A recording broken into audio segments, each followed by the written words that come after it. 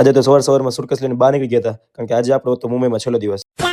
તો good morning અને જય માતાજી બધાને. મારું નામ છે ધવલ અને મેં લીધું છે daily vlog challenge 30 day 30 vlogs. તો આજે સવારમાં આપણે નીકળી ગયા હતા સુટકેસ લઈને બહાર, કારણ કે આજે આપણે મુંબઈમાં છેલ્લો દિવસ હતો. અને બસ સવારમાં જેમ આપણું રૂટીન હતું એમ ઓટોમાં બેસીને આપણે પહોંચી ગયા હતા સીધા નાસ્તો કરવા માટે. અને બસ ઓટોમાંથી ઉતરીને આપણે સ્ટેશને પહોંચી ગયા હતા. સ્ટેશન ક્રોસ કરીને આપણે સામે જવાનું હતું નાસ્તો કરવા માટે. અને આપણે દર વખતે આવીએ છીએ શિવલીલામાં. અને શિવલીલામાં બસ સવારમાં સાઉથ ઇન્ડિયન નાસ્તો કરીને અને જે આપણું પેટ નહોતું ભરવાનું એટલે આપણે મંગાવી લીધો એક ઢોસો.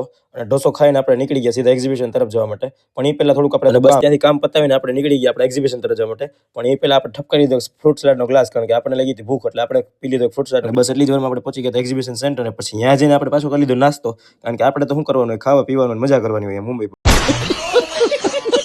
અને આજે તો છેલ્લો દિવસ એટલે આપણે બહુ ખાઈ પીને મોજ કરી. એટલે સાહેબ કીધું થોડું કામ કરી લે, હાલો. એટલે આપણે કરી લીધા થોડા મશીન પેક.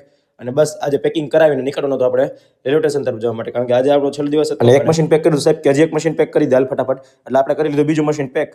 અને બસ ત્યાંથી નીકળી ગયા આપણે રેલવે સ્ટેશન તરફ જવા માટે. રેલવે સ્ટેશન તરફ જવા માટે આપણે બંધાવેલી છે લોકલ મુંબઈની લોકલ ટ્રેન. અને બસ લોકલ ટ્રેનમાં બેસીને આપણે પહોંચી ગયા મેઇન રેલવે સ્ટેશને.